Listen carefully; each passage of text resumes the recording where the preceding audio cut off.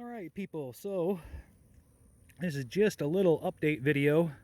I have a swarm here. They're in a Jester Easy Nuke. So these are boxes that you fold out of wax-coated corrugated cardboard. They're actually fairly sturdy, I can give it that. Two tips. First tip, what I did is these bees just love eating some honey that I feed back to them.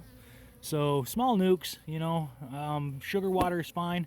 I don't got the time to give them sugar syrup or monkey around with feeders, so what I do is I just drizzle some honey. This is all raw hive honey that I harvested from my bees previously, so I'm just kind of feeding this honey back to them. They'll go ahead and they'll clean all this up in no time. Just kind of bend that up so it doesn't drip. The other thing I did here is I released the queen from the queen catcher clip, and I'm using a front entrance excluder. So the trick here, you can kind of pull up the underneath side of that cardboard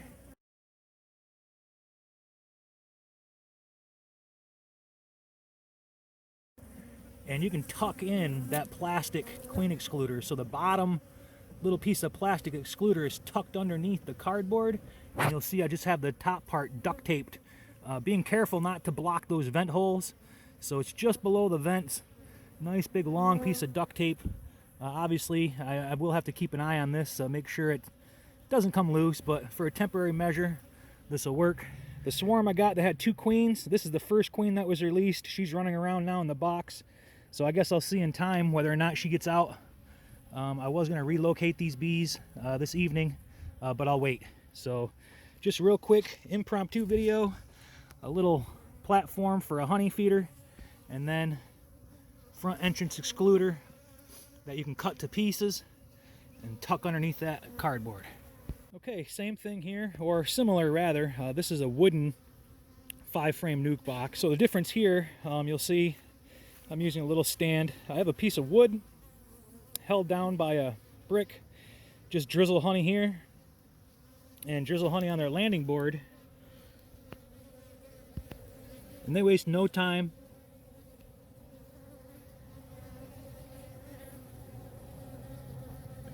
They'll clean it all up. Again, Google search, how long does it take a bee to collect a small bit of honey? And this is a lot of food for them. Sorry, airplane noise. We got Southwest Florida here. Look at the beautiful clouds and sunset.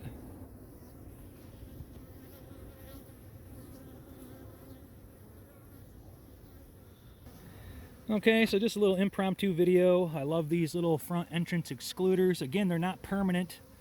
This is just to help the queen get situated. As soon as you start seeing the queen lay eggs, that's when you know it's pretty safe. They're not going to leave after the queen is laying eggs. You can take these front excluders off, and you can add entrance reducers if you want, which I probably will. But that's all. Just a little work. This was the one swarm, two queens. I believe this is the colony that has a newly emerged virgin. I really hope that she's mated. I can't really tell from her size. So if for some reason, let's say that she didn't mate and she doesn't lay eggs, not a big deal. I'll just combine this colony with that one. So, or I can combine these bees with another colony that I have. It's not a big deal. They will be saved either way. But that's all. I'm just going to pick up my stuff, and hopefully, I was going to do this tonight. Maybe I'll wait till tomorrow night to relocate them. I got one colony there. No entrance excluder on this one. These I just got to march in all by themselves. I already saw the queen. There's maybe about a frame, maybe a frame and a half worth of bees, but I saw the queen in there. That colony already has about 2.5 frames pulled out of wax. And I already started to see small little tiny specks of eggs, so they're acclimated. So I do need to get a better lid on them. I'll ratchet strap them and move them away. Along with these two, we'll ratchet strap these, and then we'll move them out to the farm so they can get to work and make some food so people can eat. So that's all, y'all. Appreciate you tuning in, and hope you have a good day.